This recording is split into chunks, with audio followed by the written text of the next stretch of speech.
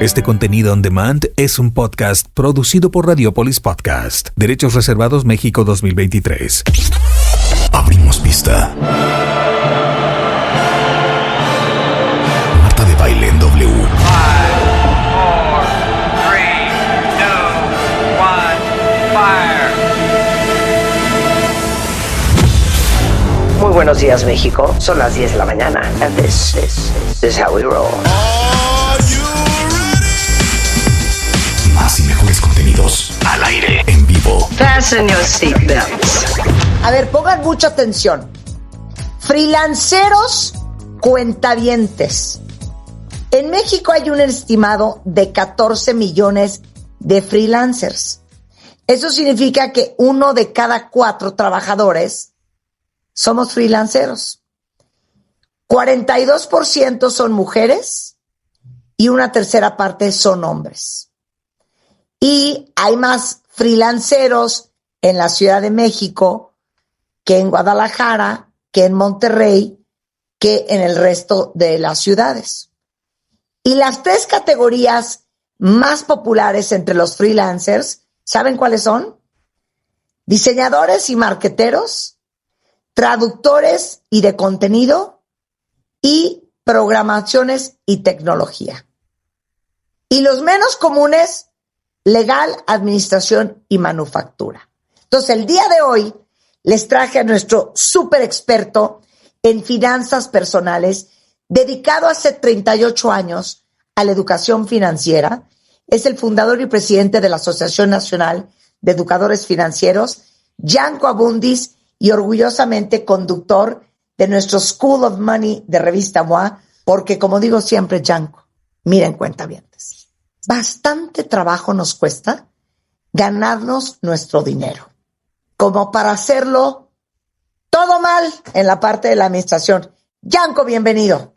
Querida Marta, te saludo con mucho gusto. Muy buenos días. Buenos días a todos los cuentavientes. Y bueno, esta estadística que tú das es escalofriantemente increíble, porque te voy a decir, Marta, hace 10 años los números eran muy distintos, y hace 20 ni pensarlo. O sea, y lo que viene, nadie freelanceaba. ¿De qué hablas? muy pocos. Siempre han existido estas figuras, pero evidentemente no estaban de moda, porque tenían algo muy importante en las generaciones anteriores, que se generó un hábito de ser empleado. Y tu abuelo, mi abuelo, trabajaban en una empresa, Marta, y salieron de ahí con las patas por delante, cosa que no ocurre hoy, cosa que, fíjate, a mí me llama mucho la atención en la gente jovencita, ¿sí? Algunos millennials que ya no están tan jovencitos, pero que todavía mucho más que yo, evidentemente, y que están con esta dinámica de cambiarse de trabajo permanentemente e irse a la actividad independiente. Y está muy bien, Marta, está muy bien desde un punto de vista de que quieras crecer, pero está muy mal desde un punto de vista que te quedes totalmente desprotegida, Marta. Claro. Entonces, ¿qué tienes que hacer? Porque no simplemente... Y quiero que se manifiesten. ¿Quién de ustedes, cuentavientes, es freelancero? Póngamelo ahorita en Twitter. Y bueno, estamos preocupados porque hagan las cosas bien. Entonces, Yanko les va a dar la lista. Ustedes pueden ir poniendo tachi palomita de lo que están haciendo y de lo que no están haciendo y deberían de hacer.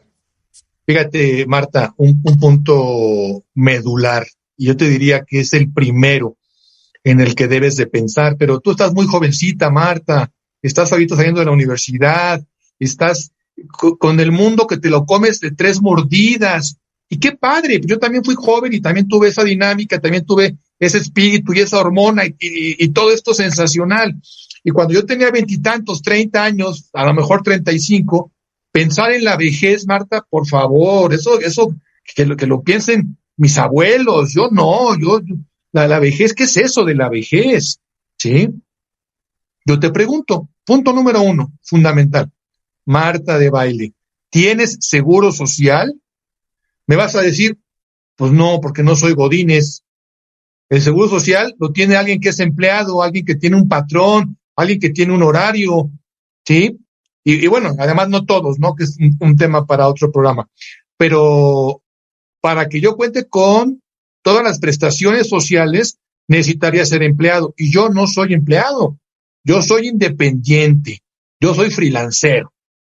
Perfecto. Oye, Marta, Dios nos preste vida. Algún día vamos a llegar a viejitos. Los que hoy tenemos 20 o 30 o 60, o los que ya estamos muy cercanos a la vejez, ¿sí? Pero la probabilidad, claro, hay gente que muere muy joven, ¿sí? Pero la probabilidad de que llegues a la vejez es muy alta en estas generaciones. Hombre, ahí les va algo que hemos aprendido muchísimo con nuestra doctora en Derecho Social. Todos los que cotizan con la ley del 77 se van a jubilar muy bien. No, 73, Marta. 73, exacto. Se van a jubilar muy bien. Algunos. ¿Y nosotros? No, pues a mí nadie me inscribió en el seguro cuando yo empecé a trabajar, cuando tenía 19 años. Ese es un problema, mi querida es una Marta. Pena. Es una pena. Porque, sí, efectivamente, lo que dice nuestra querida Gloria Arellano, la ley 73 nos puede ayudar bastante a algunas personas, no al 100%. Pero la ley 97 tiene un problema muy, muy, muy, muy grande, Marta. Y es un término un poco técnico que voy a utilizar, pero voy a explicar de qué se trata, ¿sí? Y se llama la densidad de cotizaciones, Marta de Baile. Densidad de cotizaciones. ¿Y esto qué carambas es? Es muy sencillo. Tú estás entrando y saliendo y entrando al sistema formal de trabajo. Entonces, cuando tú busques en el Seguro Social a qué tienes derecho por concepto de jubilación, te van a decir a nada. Oye, pero yo trabajé 2 años teniendo patrón. Pues sí, pero lo que juntaste, la densidad de tus cotizaciones fue tan baja que tienes derecho a que te devolvamos ese pequeñísimo ahorro. 3 pesos, claro. 3 pesos, exactamente, Marta. Ahora, lo que poca gente sabe, y fíjate que está por cumplir 25 años este sistema pensionario, desde el 97, ya un cuarto de siglo, se dice fácil, pero son muchos años. Y mucha gente sigue sin saber, Marta, que pueden tener Afore. Así que el punto número 1 para los freelanceros es que tengan un plan de retiro. Pueden tener un Afore, pueden comprar un seguro de retiro, pueden tener muchísimas bondades, Marta, muchas ventajas. O pueden hacer aportaciones voluntarias. Necesitas una cuenta individual. Mucha gente que está en la independencia, Marta, piensa que como nunca ha tenido patrón, no tiene acceso a una cuenta individual. Pero lo dijiste perfectamente bien. Si yo tengo la cuenta individual, hago aportaciones voluntarias. Históricamente, y esto es muy importante que la gente lo sepa y lo escuche, históricamente ningún producto de inversión ha pagado los rendimientos que ha pagado la Afore. Ninguno en el mundo, no en México, en el mundo. Hay que tener una Afore. Hay que tener una Afore, Marta. Entonces, el primer gran error, para que quede muy claro, freelanceros de mi vida y de mi amor, es como la gran mayoría no tienen seguro social porque no tuvieron un patrón que los dio de alta, ustedes tienen que o abrir su propia cuenta y tener su Afore, porque el día que se retiren, a diferencia de todos los godines, no tienen ninguna jubilación, no tienen ningún fondo de retiro, no va a haber quien les eche una moneda, ¿eh? Totalmente, Marta, totalmente. Y bueno, yo te pregunto, o sea, ¿estás pensando tú en la jubilación que te da el gobierno, lo que te da bimestralmente? No está mal, no voy a entrar en materia de crítica o no crítica al respecto. Lo que sí te puedo decir es que es insuficiente. No ¿sí? te alcanza, claro. Por vida de Dios, o sea, a lo mejor ni para frijoles, ¿eh? Claro, entonces, no, pero me digan, sí, claro que te vamos a dar una pensión. 1,500 pesos. A ver. Ni para frijoles, Marta, ni para frijoles. Okay, literal. Número 2. Esto es que voy a agarrar aire para decirlo. Seguro de gastos médicos mayores. Ya sé que ahorita te vas a echar una letanía, pero yo nada más les quiero decir una cosa. Si vivimos en un país con un sistema de salud quebrado, lo inteligente sería hacer un esfuerzo sobrehumano por tener un buen seguro de gastos médicos mayores para que te atiendas en buenos hospitales. Porque las historias de terror que yo sé que muchos de ustedes han vivido, de colas en el seguro, me tienen que hacer una resonancia, me dieron la cita 7 meses después, necesito una quimioterapia y no hay el medicamento, son muchísimas. Entonces, no tener un seguro de gastos médicos mayores para ti y para tus hijos es una locura. Mi querida Marta, dijiste palabras sabias. Es una locura, porque te voy a decir algo. La clase media, que somos 80 millones de mexicanos, podemos contratar un seguro de gastos médicos. Ahora, tú quieres un plan que te permita ir no sé, a Sydney, o que permita ir a Singapur a atenderte, ¿no? O a Hong Kong, o a París, o a Frankfurt. Bueno, pues te va a salir muy caro. Un hospital privado aquí. La diferencia es abismal. Pero hay muchos planes, Marta, que te dan derecho a clínicas, a hospitales pequeños, en donde no vas a hacer las colas que haces en el Seguro Social, ni vas a esperar 7 meses para el estudio. Mira, Marta, algo que está muy fresco todavía en la mente de la gente, porque lo seguimos viviendo, la pandemia. ¿Tú sabes cuál es el costo promedio de una atención de COVID en hospital privado? 520,000 pesos. Yo te pregunto, Marta, ¿los traes en la cartera? Te apuesto a que no. Te lo garantizo a que no. ¿Sí? Ahora, hay eventos, en particular tenemos 2 de la COVID-19 que han rebasado los 40 millones de pesos porque han sido trasplante de pulmón. Dios bendito, o sea, esa es una barbaridad. Mira, Marta, yo tuve un accidente hace un año, una tontería y estuvo grave, ¿sí? Siendo una tontería, el costo de mi atención fue de 600,000 pesos, ¿sí? Si yo no hubiera tenido seguro de gastos médicos, como estaba la pandemia en su apogeo, yo hubiera muerto, porque yo tuve una hemorragia interna que no detectaron, y evidentemente, si yo hubiera esperado a que el Seguro Social me atendiera, pues no lo hubieran detectado nunca, en el panteón nada más. 100%. A ver, sí. Voy a contar otra historia. No hay bolsillo que lo aguante, ¿eh? Ninguno. Obviamente, yo y mis hijas tenemos un seguro de gastos médicos mayores. El otro día mi hija se sentía fatal. Empezó a vomitar sin parar. Le hablé al doctor Diego Angulo, que justamente acabamos de hablar con él, y me dijo, no, pues mejor tráetela a urgencias. Llegué a urgencias. Le canalizaron un suero, le hicieron unos estudios de sangre, se dieron cuenta que tenía cola y una bacteria y traía una infección gastrointestinal muy fuerte. Estuvo no más de 1 hora y media. Fueron 21,000 pesos. Así es, Marta. Si yo no he tenido el seguro, eso lo hubiéramos tenido que desembolsar. O un tarjetazo. O un tarjetazo. Entonces, por eso hablamos de lo importante que es tener un seguro de gastos médicos mayores, sobre todo si eres freelancero, porque en muchas compañías, en la mía, mi gente tiene seguro de gastos médicos mayores. Pero los freelanceros no tienen quien se los dé, por eso lo tienen que comprar ellos. Y fíjate, mi querida Marta, incluso te voy a decir algo. Cuando tú eres godínez, cuando tú tienes un empleo del nivel que sea, chueco derecho tienes algunas prestaciones médicas con el Seguro Social. Pero cuando eres freelancero, ni siquiera tienes eso. Claro. Ni siquiera tienes para una aspirina, literalmente. Así que, segundo punto, freelanceros, compren un seguro de gastos médicos, por vida de Dios. Sí. Hay planes que se ajustan a tu presupuesto. Si quieres un plan internacional, ya lo dije, es una fortuna, pero hay planes que puedes adquirir.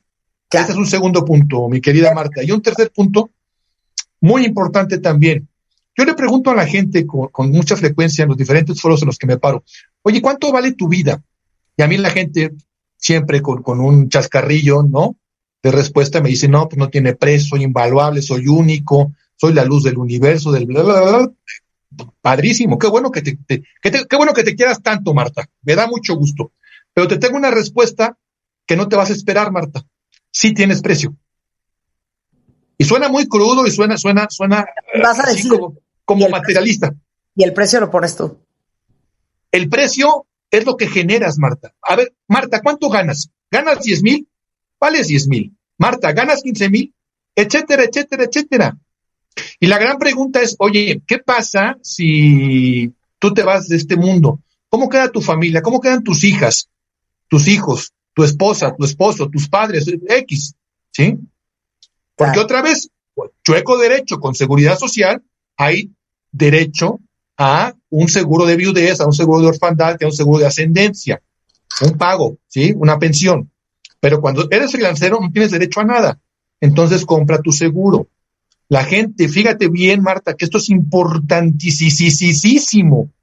La gente, en promedio, que está en la actividad independiente como freelancer, es gente que anda sobre los 30 medios. Esa es la estadística.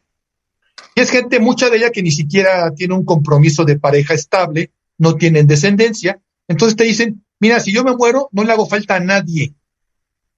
Perfecto. Nada más, yo te pregunto, mi querida Marta, ¿y si esta persona que trabaja en la independencia se invalida, quién le va a pagar pensión? Nadie. Claro. Nadie. Entonces el seguro de vida te puede dar la cobertura de invalidez.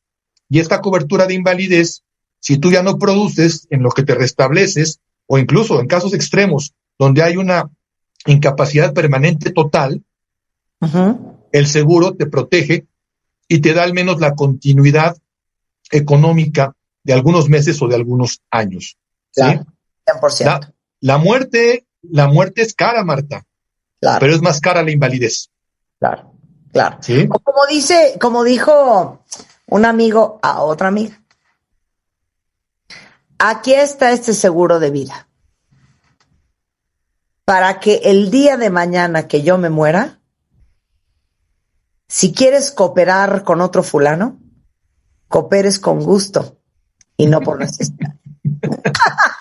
¿No es una Sí. joya? Claro. Sí, esa frase se usa Te lo digo un muchísimo. poco más violento con otra terminología. Lo entiendo perfecto, la traducción me queda clara. Ok, a ver, 4 y 5. Sí, a ver, fondo de emergencia. El fondo de emergencia significa que no tengo clientes por la pandemia, que cerró mi negocio, etcétera, etcétera, etcétera, y me agarran con los dedos tras la puerta. No tengo ni para el fin de semana, Marta, literal, ni para el refrigerador del viernes.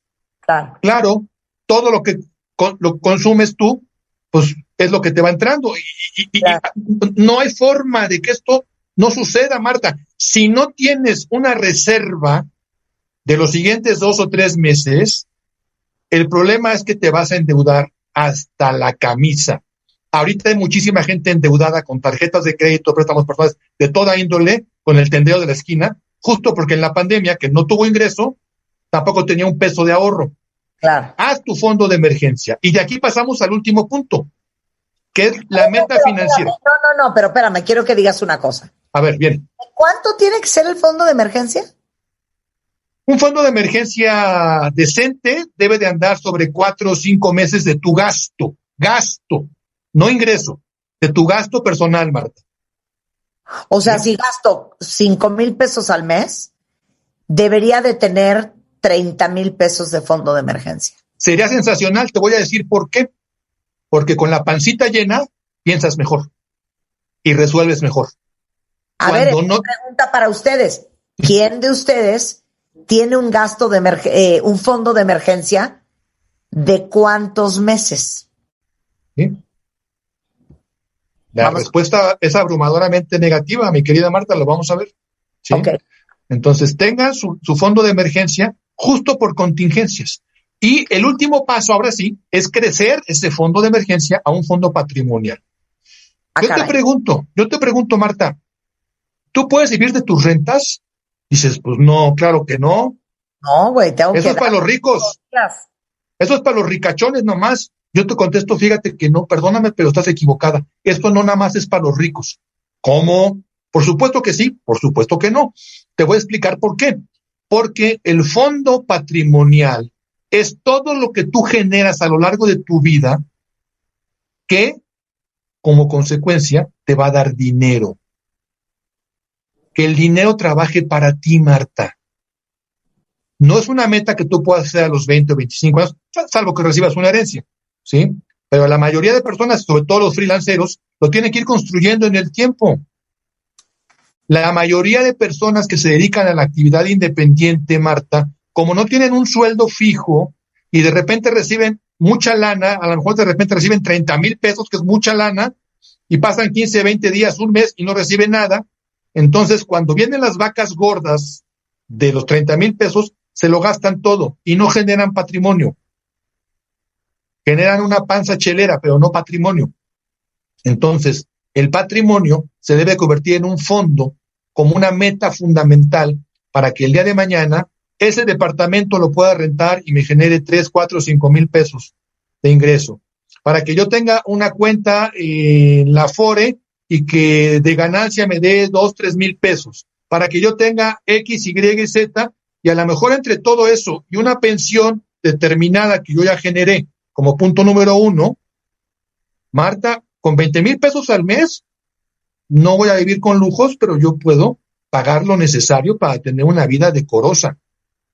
Genera tu fondo patrimonial para que esto te dé de comer el día de mañana, Marta. Esta es tarea de muchos años, particularmente cuando te dedicas a la independencia. Les digo una cosa, yo regreso al punto inicial, Yanko. A todos nos cuesta mucho trabajo, ¿sí? Esfuerzo, cansancio, foco, ¿ya? Ganar nuestro dinero.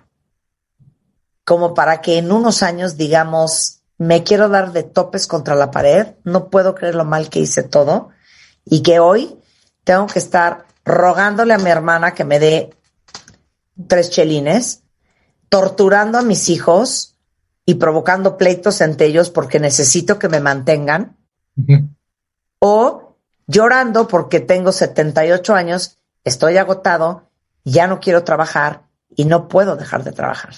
Todo eso.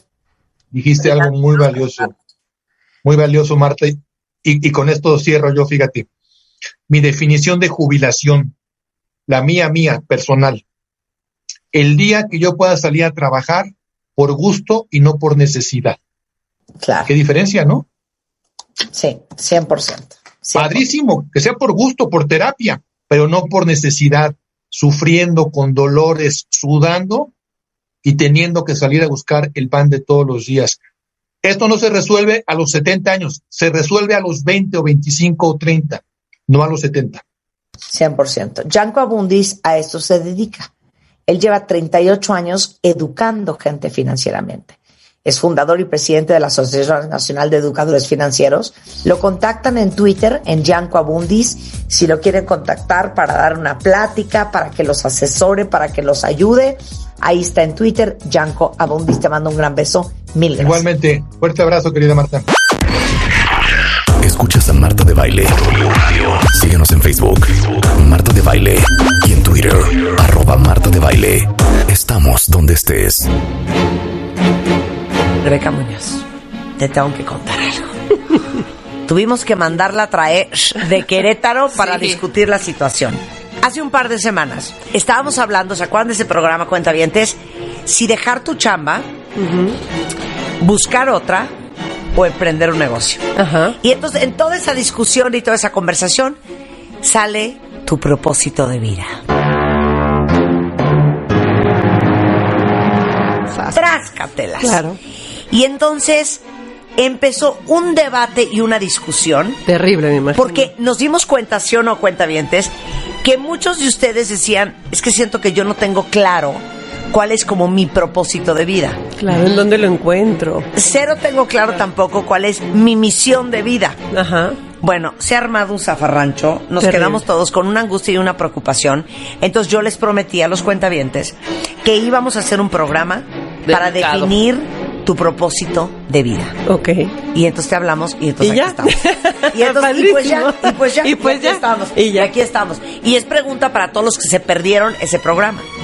Ustedes tienen claro cuál es su propósito en la vida. Claro. Y cuál es su misión en la vida, que parece que es lo mismo, pero no lo es. Claro. Empecemos por ahí. Pero hay muchísima confusión sobre el tema, Marta, sobre todo el tema de propósito, la meta, mi misión, para qué estoy, todo esto.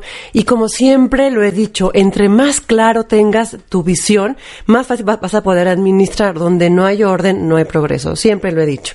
Y vayamos aclarando, porque es muy frecuente. Fíjate que esta pregunta o esta crisis pareciera que es existencial de un adulto, pero realmente no.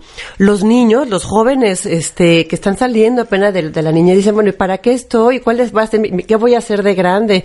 ¿Qué va a ser de mi vida? Hoy a lo mejor están en un esquema pues de familia, de estar de hermanitos, pero ¿qué va a pasar con ellos? Entonces, a lo que voy es que el propósito en la vida no es una situación de temas de un adulto o es una situación de trabajo solamente. Ajá. Va mucho más allá y por eso causa tanta crisis emocional.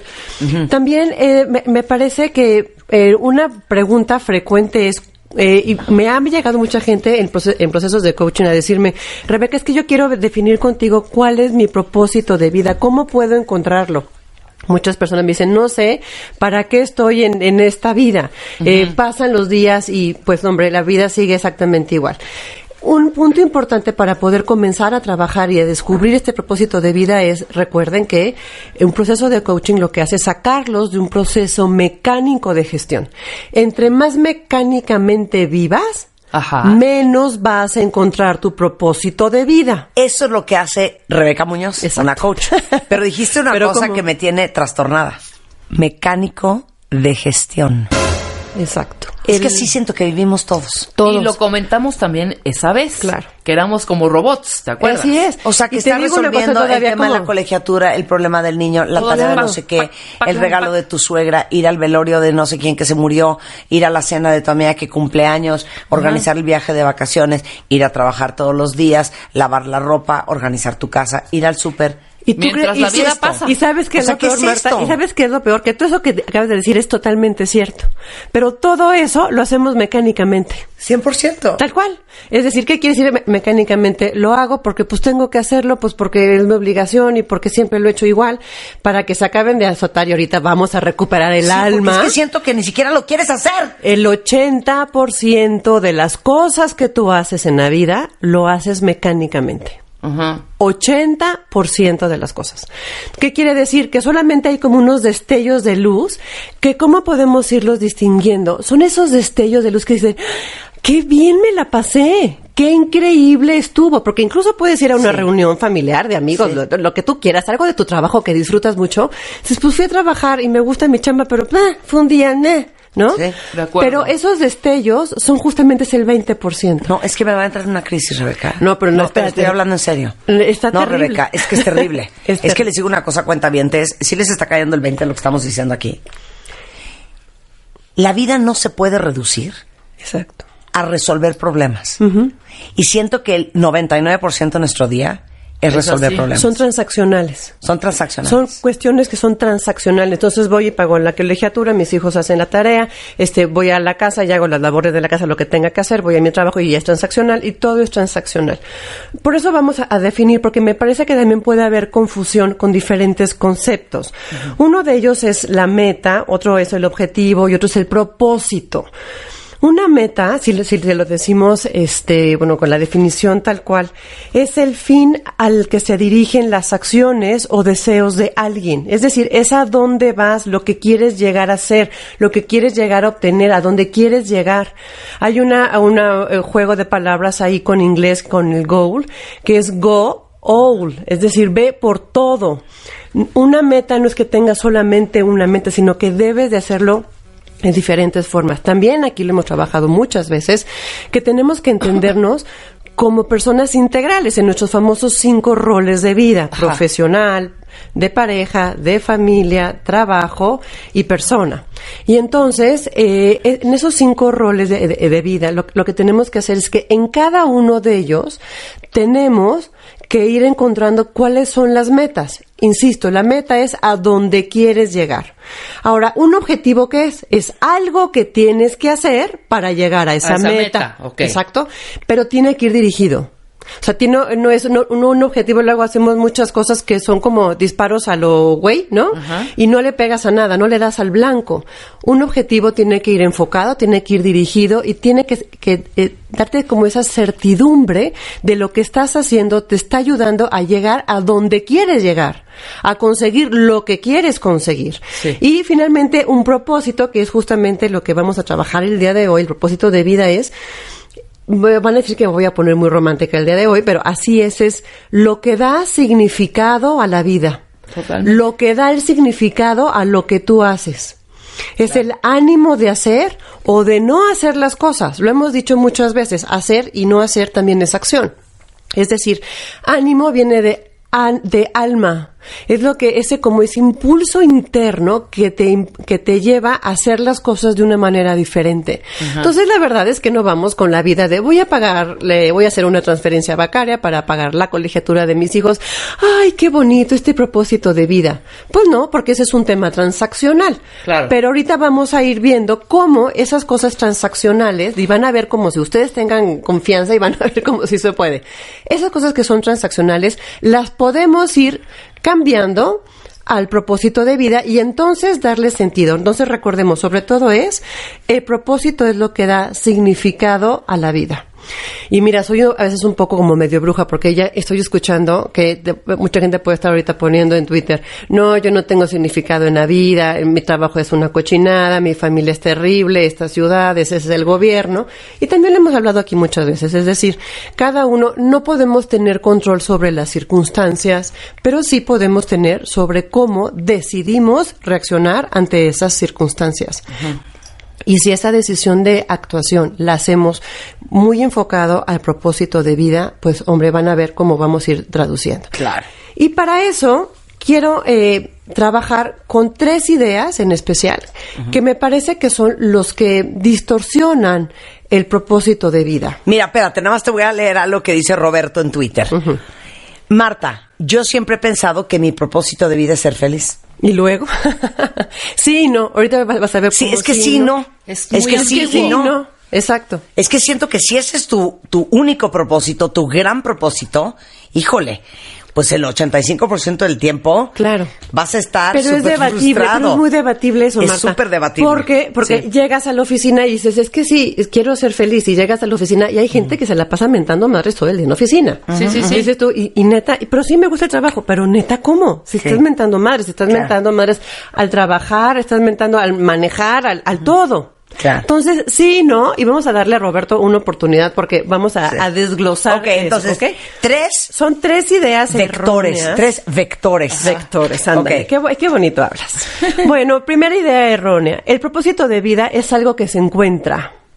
Eso es un mito. O sea, ok. Eso que de pronto en el camino del andar aparece. Amaneces y un día una hadita o un brillito aparece y te dice, lo encontré, ¿no? Un poco como, ¿cuál era esta película de la espada en la piedra?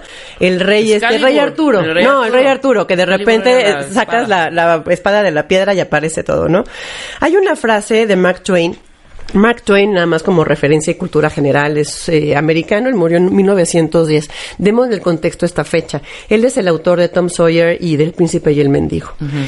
Y decía, Mark Twain decía que había 2 momentos en nuestra vida que son muy importantes. El primer día que es muy importante en nuestra vida es cuando nacemos, evidentemente, y el segundo momento que es importante es el día que encontramos para qué nacemos. Ajá. Claro. Lo único que, todo mundo nacemos, pero la gran mayoría, Pareto nunca falla, 80-20. El 80% de las personas solamente viven. ¿Y qué es vivir? Lo que haces mientras no estás muerto, ¿no? Sí, eso es vida. Sí. Y esa definición de vida es una vida totalmente mecánica. Entonces, ¿qué pasa con esto? Ejemplos como por estos como despertares, llamémoslo así, la película esta de Matrix con Keanu Reeves, ¿no? Cuando de repente él está protagonizando a Neo y de repente él se da cuenta que es el elegido, ¿no? Él, por ejemplo, puede ser, o como en Star Wars cuando René dice, sí, yo soy, ¿no? Yo soy el único. Ese problema de Hollywood creemos que nos va a pasar en la vida y eso no es así. No es que vayamos a encontrar ese propósito de vida. Y muchas veces también hay muchas historias que son súper inspiradoras de personas que tuvieron un accidente terrible, una enfermedad casi terminal, y después de eso, de ese trancazo, entonces descubrieron el significado que es la parte profunda de su vida. Pues hombre, no esperemos a que, primero Dios, cancelado para todos nosotros, que tengamos una enfermedad durísima, un accidente terrible, para decir, ahora ya sé en dónde estoy. ¿Qué quiere decir esto entonces? ¿Qué es lo que da significado a tu vida? ¿Cómo podemos encontrarlo? Pero ahorita que dices eso, Rebeca, perdón que te interrumpa. Ajá. Leo como muchas historias de gente, de hecho hemos invitado aquí gente que ha padecido estas enfermedades terribles, que de alguna manera dicen que les cambió la vida y agradecen también que les haya caído esa enfermedad o esta tragedia en sus vidas, para encontrar ese sentido a la vida. Claro. Y lo dicen recurrentemente, ¿eh? Sí, claro. Sí. Es una constante. Pero a lo que voy es, yo sugeriría que no nos esperemos a que suceda eso, que no llegue un punto de inflexión tan fuerte. Oye, un poco dormidos estamos para que un mazazo de ese tamaño te haga despertar. Ahora sí. Y ¿sabes qué? Y por ejemplo, puede ser, por ejemplo, una crisis de unos veinteañeros, 30, de los chavos ahorita de 20 o 30 años, que dicen, es que tengo que ir a estudiar, tengo que hacerlo, sin mayor significado en la vida. Uh-huh. O alguien en los 40 que está trabajando todos los días de una manera mecánica, que ya lo hace, digamos, que ya no los hace crecer, no los hace ser mejores. Y por cierto, tengo que hablar de eso. Eso sin duda causa toxicidad emocional. Uh-huh. Entonces, muchas veces nuestro enfoque está en lo que hacemos transaccionalmente. Sí. Escuela, trabajo, pagos, vida, tal cual. Insisto, en los 5 roles. Pero no en lo que nos hace sentir lo que estamos haciendo. Uh-huh. Si hacemos una pausa y reflexionamos en qué es lo que te hace sentir lo que tú estás haciendo, le vas a encontrar el sentido a tu vida. Por ejemplo, yo hago un reto ahorita. Alguien que nos esté escuchando ahorita en su trabajo, ¿qué te hace sentir estar en tu trabajo? Mucha gente decir, ay, qué fastidio. O hay gente que puede decir, pues felicidad. Felicidad, ¿por qué? Pues porque me puedo desarrollar, porque a lo mejor tengo un sueldo que estoy a gusto con él, porque a lo mejor estoy ahorrando para un viaje y a lo mejor si hago, por ejemplo, alguien que esté en ventas y si hago esta venta me va a ayudar a conseguir más lana. Entonces, el tema es que tenemos que darle sentido a lo que estamos decidiendo hacer. Es decir, nosotros le damos el sentido a la parte transaccional que estamos haciendo. Por lo tanto, el propósito no es algo que encuentras, sino que tú construyes. Uh-huh. Insisto, no es algo que encuentras, no es una varita mágica. Tú le das el significado a lo que tú estás haciendo transaccionalmente y entonces tú construyes tu propósito de vida. Dame un ejemplo. Ahorita, por ejemplo, no estamos transaccionalmente, y este es un tipo, sobre todo para liderazgo, tengo que hablar de liderazgo, lo siento, no lo puedo evitar. Para todos aquellos que quieran ser mejores líderes, pueden darle ese ejercicio de análisis para que su gente encuentre este propósito en su chamba. Uh-huh. Toda actividad tiene 2 niveles. Una bastante transaccional. Por ejemplo, ahorita nosotras pues estamos hablando ante un micrófono. Uh-huh. Eso es transaccional. Sí. Pero si le damos el sentido, a lo mejor estamos inspirando a alguien a ser mejor. 100%. A lo mejor estamos ayudando a alguien. Es que para mí esto es muy claro. Claro. Pero las nimiedades de la vida es donde se me complica. Ok, transaccionalmente pagas una colegiatura, pues transaccionalmente es eso. Y si le das un significado arriba a esa misma parte transaccional le estás ayudando a tu hija a tener un futuro mucho próspero, con un desarrollo educativo fuerte, con un distingo. Vale que yo te diga que lo que entiendo de lo que me estás diciendo es, hay que amar el proceso porque tienes claro que es por un resultado. Al revés, porque muchas personas, Marta, no ven la parte global, el bien común no lo ven. Dicen, yo nada más lleno hojas, qué fastidio. Pero si tú no llenaras esas hojas, a lo mejor, si fuera un customer service, a lo mejor la empresa no tendría cómo hacer su estrategia de marketing para cumplir mejor expectativas de ventas a sus clientes y generar mayor negocio. Uh-huh, uh-huh. Todo lo que hacemos, absolutamente, es más, barrer tu cuarto, tender tu cama, algo tan transaccional y tan simple como eso, es algo transaccional. ¿Cuál es el segundo grado de eso? Es vivir en un ambiente mucho más limpio y cómodo que me haga sentir emocionalmente mejor. A lo mejor tener una cultura de respeto a mí misma y a mi comunidad para vivir en un lugar que es limpio. Es que para mí esos son los reasons why. Ajá. El por qué. Es el para qué.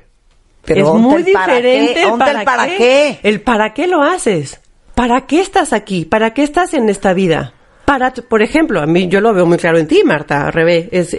Me parece que ustedes están aquí para transformar muchísimas vidas. Ah, sí, 100%. Pero no es solamente que hago radio o que tú a lo mejor escribes en las revistas, ¿me explico?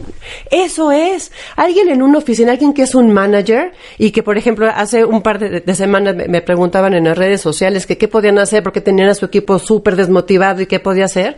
Le decía, escúchalos. Y sobre lo que tú escuchas, trabaja y hagan un plan. A lo que voy es, nadie tiene la obligación, por ejemplo, en una empresa, de saber el bien común alrededor. Uh-huh. El propósito es, insisto, lo que yo decía hace rato, no te enfoques en lo que haces, sino en lo que te hace sentir lo que haces. Buscando decir, no solamente lleno hojas, no solamente hablo enfrente del micrófono. No te enfoques a lo que haces, sino a lo que te hace sentir lo que haces. Bueno, mi mamá siempre nos ha dicho, y yo creo que por eso todos somos así, y no sé si es algo bueno o algo totalmente trastornante, pero mi mamá siempre decía que a ella no hay cosa que le dé más placer que cumplir con sus obligaciones y responsabilidades. Claro, claro. Y si tú lo ves así muy plain, dices, ay, qué mujer tan estricta, ¿no? Sí. Pero ¿qué es lo que está ella haciendo? Educando, imagínate, educó a personas súper profesionales echados para adelante con una gran capacidad de transformación de su comunidad. Uh-huh. Si ella no hubiera sido como fue Marta, ni tú ni tus hermanos hubieran sido unas personas tan apegados al cumplimiento. Uh-huh, es la verdad. Entonces, a lo mejor transaccionalmente yo como mamá regaño a mis hijos por dejar todo tirado, pero lo que estoy haciendo no es el regaño, es estoy formando a 2 caballeros y a una dama para que el día de mañana a lo mejor sean directores generales o dueños de empresa. O, por ejemplo, hubo una frase en la escuela donde están mis hijos que decía que sean protagonistas de lo que quieran emprender. Uh-huh. Y eso lo van a hacer con orden y limpieza. Y es lo que yo estoy formando en ellos. Claro. Es mi propósito de vida. Claro. ¿No hay una frase que dice, no hay mayor placer que el deber cumplido? Claro. Sí, claro. Sí, ¿no? sí, claro. Y también que es un poco amar lo que haces, lo amas porque tienes esta creencia. Claro. Que no hay mayor placer que el deber cumplido. Y te hace sentir bien. Entonces vamos a inteligencia emocional. Claro. Quiere decir que si tú vas en contra de cosas tan transaccionales y tan simples como esas, como pagar la colegiatura o tender tu cama, ¿no? Y vives en un ambiente tóxico, claro que vas a ser una persona emocionalmente tóxica. O sea, lo que voy es, sea lo que sea que estés haciendo, el propósito es darle el significado. Y ya hablábamos de estos 2 niveles de significado, uno meramente transaccional y otro que va mucho más allá, ¿no? Uh-huh. El que está, si estás peinando al hijo para ir a la escuela, pues lo estás formando en disciplina y en orden y en limpieza y en hacerle una imagen pública diferente, ¿no? Entonces, también es importante, y perdón que sea tan reiterativa, pero es bien importante, el propósito es algo que tú construyes, no que de repente aparece, no que encuentras, tú lo vas construyendo. Y normalmente, algo que da mucho significado a la vida, sea lo que sea, y ahí sí un poco vamos a hablar al ejemplo de Roberto que le hice hace rato en Twitter, es cuando tú lo que haces, ayudas a los demás. Eso da un gran significado.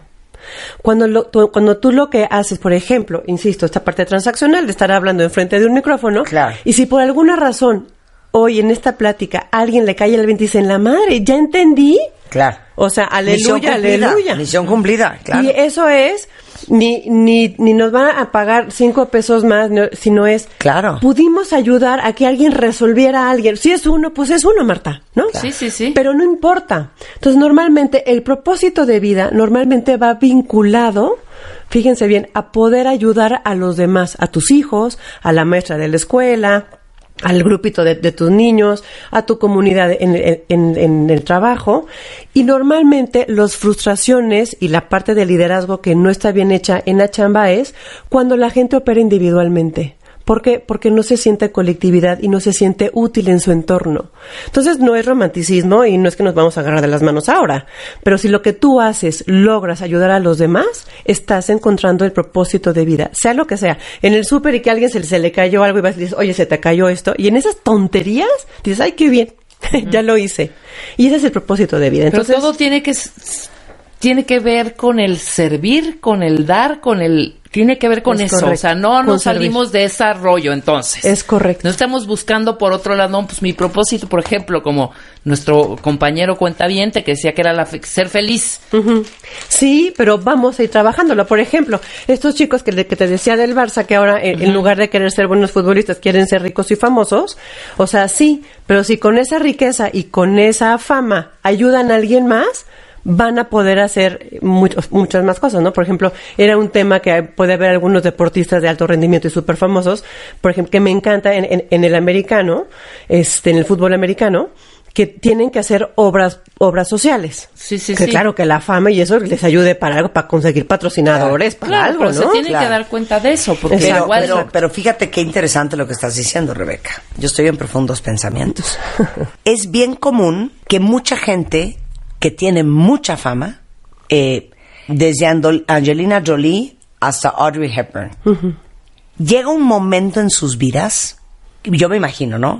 Que te va cayendo el 20 de que el poder que la vida te dio, lo tienes que usar for a higher purpose, ¿no? O sea, lo tienes que usar para un propósito más grande que tú. Por supuesto. Entonces, por eso luego ves a muchos artistas y actores y gente verdaderamente famosa con sus causas haciendo una diferencia. Puede ser que está en África Angelina Jolie con UNICEF. No nos vayamos lejos. Kim Kardashian ahora tratando de ayudar a la reforma del proceso carcelario en Estados Unidos y liberando a gente que estaba en la cárcel desde hace tiempo. Seguramente muchos lo hacen como una gran estrategia de relaciones públicas. Seguramente muchos lo hacen por las dos razones. Pero yo sí quiero pensar que es porque un día te cae el 20 que el poder de la voz que tú tienes lo tienes que usar para algo más grande que tú. Y para el bien de los demás. Y para el bien de los demás. Y no tienes que ser Kardashian para hacer eso. ¿Cuántas historias de veras conocemos de gente muy cercana, de gente de a pie, que es la señora que le lleva? Por ejemplo, hace no mucho pusieron la foto de una señora que va todos los días afuera de una tienda en un centro comercial a enseñarle a leer y a escribir a la hija de una indigente. Sí.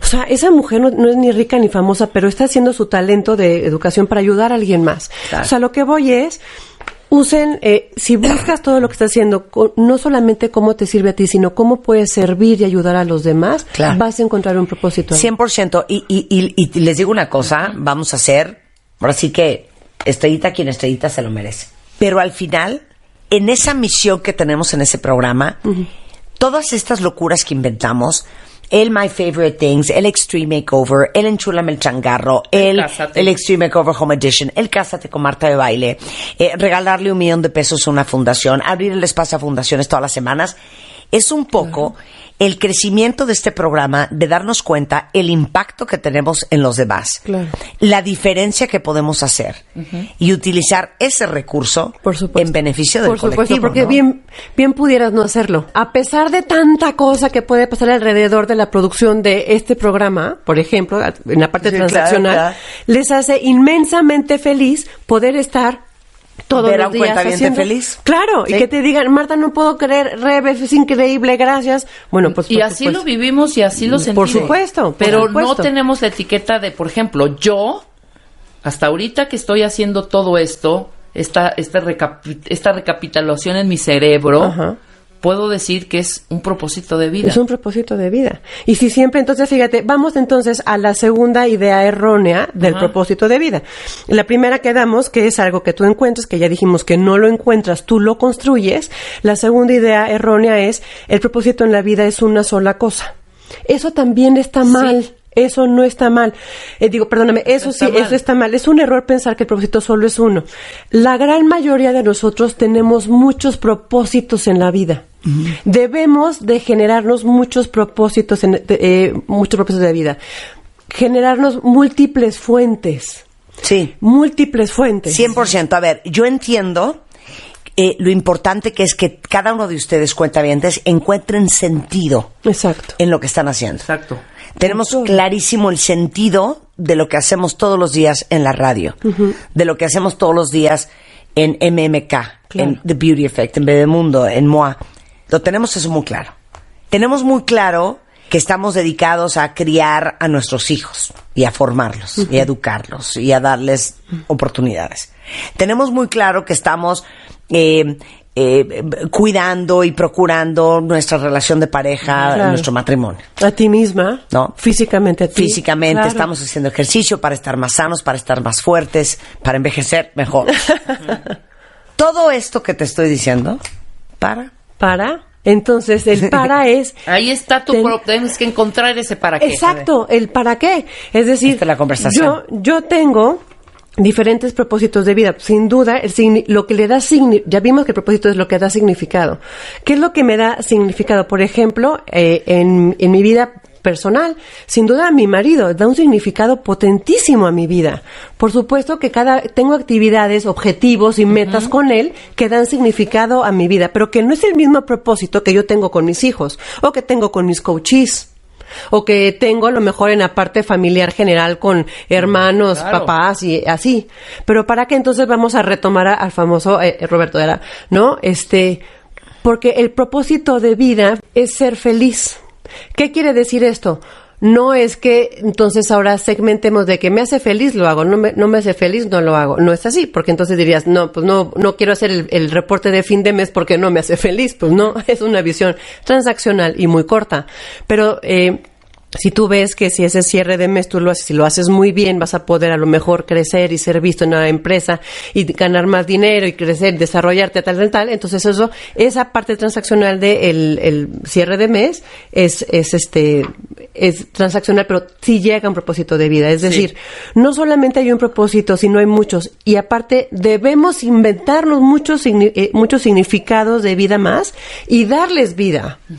Por ejemplo, si hacemos ejercicio, entonces eso porque para estar bien, pero para estar bien en la salud, pero ¿para qué quieres estar bien? Pues para estar con mi familia y para poder trabajar, pero ¿para qué quieres hacer eso? Al final de cuentas, todo es para ser feliz. Sí, punto. Sí. Tal cual. Porque si tú quieres trabajar en esa empresa y a lo mejor a veces no te la pasas tan bien, pero bueno, ahí es una buena oportunidad, vale la pena, te pagan bien, pues vale la pena porque quieres ahorrar para comprarte un patrimonio para tus hijos o para ir de viaje o para pagar colegiaturas. O si no tienes hijos, a lo mejor a los que tienen sus perros, no importa. Lo que es importante es, no solo hay un propósito de vida, tenemos al menos, a mí me gustaría que entran ahorita en mi página de internet rebecamc.com y ahí van a encontrar el formato de los 5 roles y que en cada uno de ellos hicieran un ejercicio de horas pompi, como le llamo, de sentarse a pensar cuál es tu propósito de vida en cada uno de tus 5 roles y cuáles son los diferentes propósitos, ¿no? Y que aparte vamos a la tercera idea errónea, que es que el propósito de vida es estable toda la vida. Pues por supuesto que no. Por supuesto que no. Una vez me decía una señora en un curso, no, es que es terrible porque mi marido ha cambiado muchísimo. Tú lo hubieras conocido cuando nos casamos y mira ahora cómo es. Señora, pues bendito sea Dios que cambie su señor, porque imagínate si te casaste hace 20 años, seguir casado con un 20añero, pues no, la verdad es que ya no. Entonces, todo lo que hemos platicado, entonces podemos entender que una posición mucho más amplia e incluso diferente sobre un propósito, vas a entender que tus propósitos van cambiando, van evolucionando conforme tú vas evolucionando. Lo único que yo diría que se queda estable es que el propósito de vida te haga ser feliz y que busques siempre el bien común. Y hay una frase del Dalai Lama que me encanta, que decía, hay un buen propósito de vida, es ayudar a los demás. Y si no los puedes ayudar, al menos no causes sufrimiento. Claro. Sí. Al menos no cause sufrimiento. A ver, vuelvo a poner esa frase, postea. No es mía, es del Dalai Lama, pero él dice que ayudar a los demás es un buen propósito de vida, pero que si no puedes ayudar a los demás, al menos no les cause sufrimiento. Si tenemos eso en mente en cada acción que nosotros hacemos y con esa parte del bien común, pues evidentemente vamos a evolucionar como comunidad, como sociedad, como especie, ¿no? Y también decía Wolfgang, que decía, una vida sin propósito es una muerte prematura. Es decir, aquel que no tiene un propósito de vida y dice, no, pues yo, ¿para qué lo hago? Y yo aquí no tengo ninguna misión de vida. Recordando que ese es un tema muy complicado que ahora vivimos con la tecnología y las redes sociales, de que yo quiero tener seguidores y quiero que me den likes, y si no soy aceptado en las redes sociales, entonces no soy nadie. Claro. No busquen fama y dinero. Busquen alcanzar sus propios propósitos y eso por consecuencia les va a traer fama y dinero. Pero tampoco no es que yo me quiera comparar con George Clooney o con el presidente Obama. Pues no, cada quien tiene su nivel y cada quien tiene su espacio. Claro. Dejémonos de comparar, incluso hasta con los hermanos, caray, ¿no? Sí. Cada hermano tiene su propósito de vida, cada uno tiene sus formas, y si desde ahí comenzamos a respetarnos a nosotros mismos y a seguir lo que nos da significado, sin duda vamos a llegar a ser felices, que ese debiera ser el propósito de vida. Bien. La felicidad y el bien común.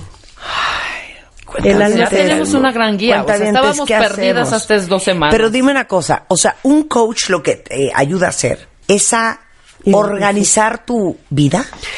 A identificar.